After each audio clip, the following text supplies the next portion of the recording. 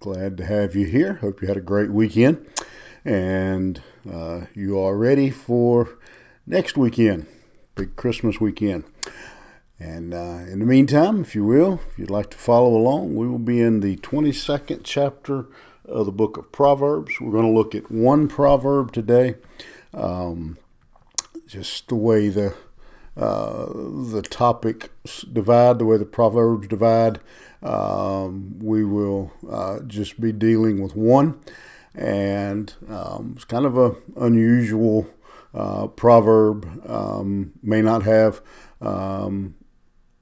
directly a lot of application to many, but I think there's a principle that we can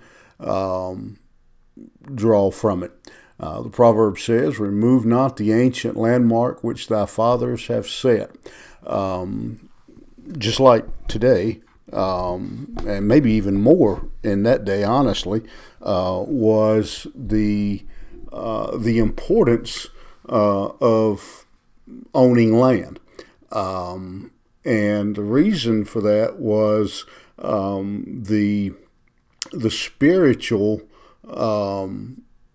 aspect that was attached to land ownership in their time. We don't really think of it that way. We may have family tradition or something, or obviously a financial investment, but to them, land was more often considered a spiritual inheritance, that God had given them that land as members of the family of Abraham and his descendants, that the land belonged to God, and he had bestowed it on them. And it was a very different idea of land ownership. And the landmarks they're talking about are what we would call our corner post, I guess. The marks that set aside what was your property from your neighbor's property. And obviously you can imagine, you don't have to be too creative to imagine that on occasion, some crafty individual in the dark of night would go out and move that mark. Often just a stone would move the stone and change the property lines. Obviously, that was considered stealing. That was considered an extremely bad crime, as it would be even still today. And they were considered, according to the book of Deuteronomy, in the 27th chapter and the 17th verse, somebody who did that was considered to be cursed by God. That's how serious this moving of the stone was. And this was, again, from what I have been able to study and read, was a fairly common occurrence. And it particularly when land would change hands, when a new owner would come along, he wouldn't realize, when the land was changing hands, that his neighbor had come over and moved the stone and taken part of his land.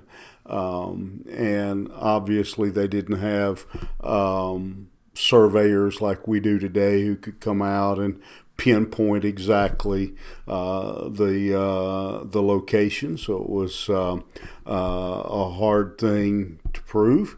But what this proverb reminds us of and reminded them is that the surveyor may not know, and the other landowner may not know, and your neighbors may not know, your spouse may not even know, but God knew.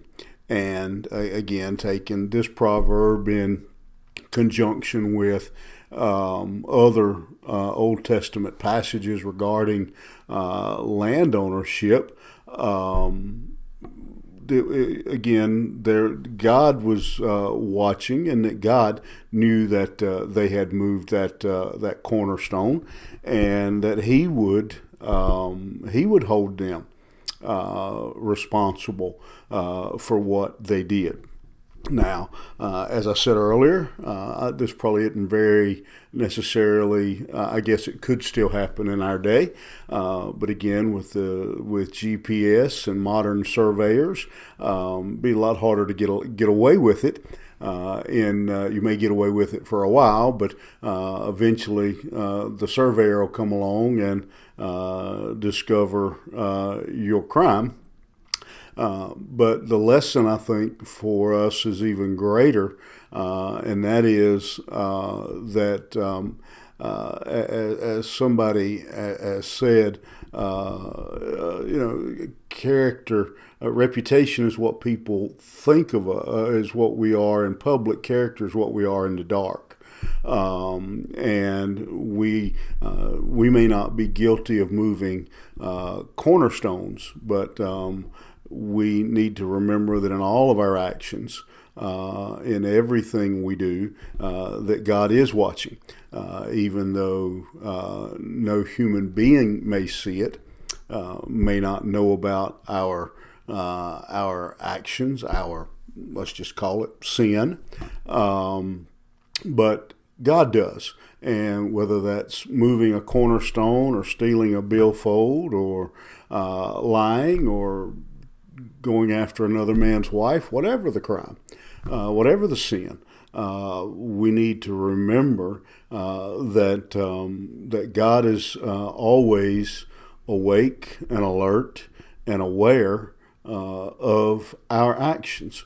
And while we may get through this life with no repercussions, we do have a God that we will stand before. We do have a God we will give an account to. We have a God who will judge, who will discipline, and who knows everything and is aware and is watching our every action.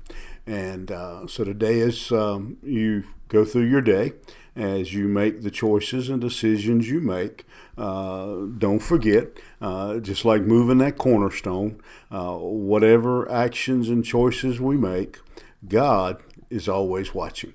Have a great day. We'll see you here tomorrow morning.